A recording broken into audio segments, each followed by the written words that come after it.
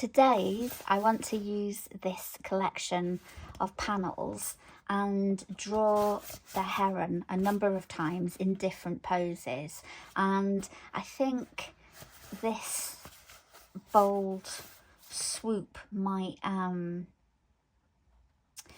just fight with it a little bit. So I'm going to just give it, oh, I don't want to lose those lovely white bits, so I'm just,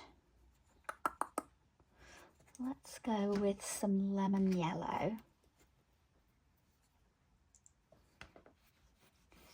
And let's see if I can just calm the blue down a touch without losing those white spaces. I've got this panel a bit mucky from something.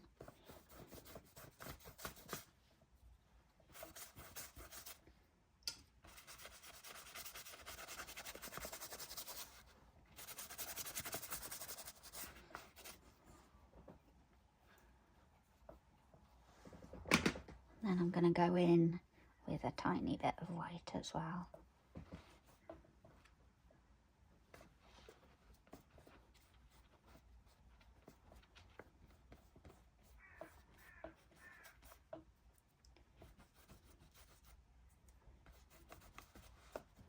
Kind of looks like hills now, doesn't it?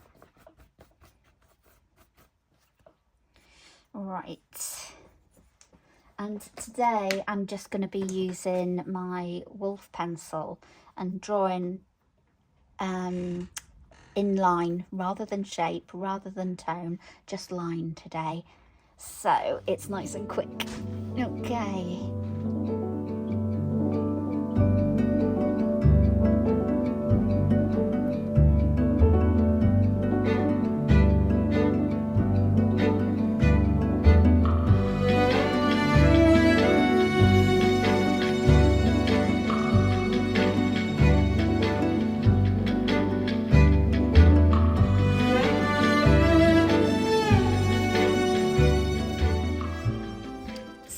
I've taken the masking tape off, and when you're doing a sketch of something, the same something in different poses, it can kind of give like the illusion of time passing or different moments in the day.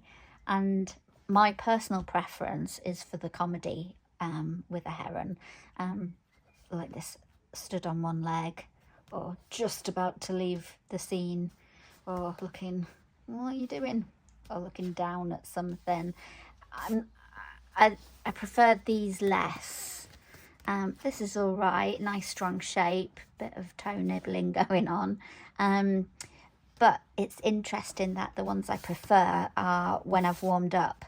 So these ones are, you know, to be expected and a little bit stiff, but as you get into your line drawing and the space that you're working in, you start to feel a bit freer with it.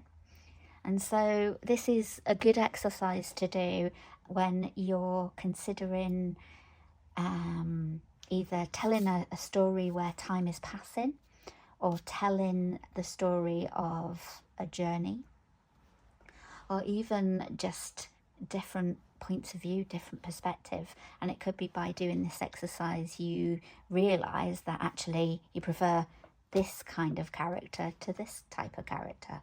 And if you sketch them really quickly, it's only a line drawing, it should only take a couple of minutes each, then you get some good energy into them. So you'll see lots of scribbly marks and lots of swooshes. So there's very little fussy detail to be had in these. And it's a sketchbook exercise that I kind of come back to when I'm thinking of maybe a character, and, you know, typically what is their pose and how do you describe that in a frame. And also what's interesting, he's got a huge beak, and I think I'm going to break the frame and have his beak come out. And I think that just adds another point of interest as well. Like immediately that's interesting that he's flying out of the frame. Like we could extend this leg. It won't extend long enough to get the feet in, which I don't think, because we could have had him sort of hanging on. Let's give it a go. Let's think.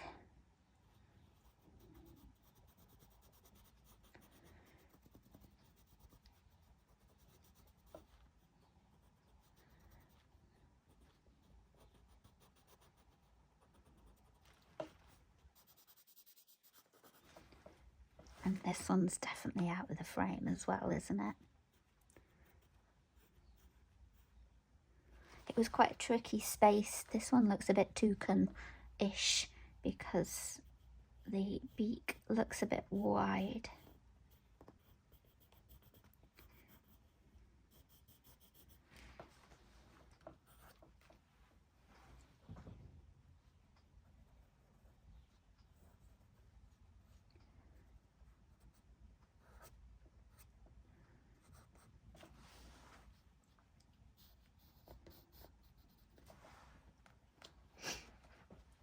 And there we go. So we've got a few character ideas.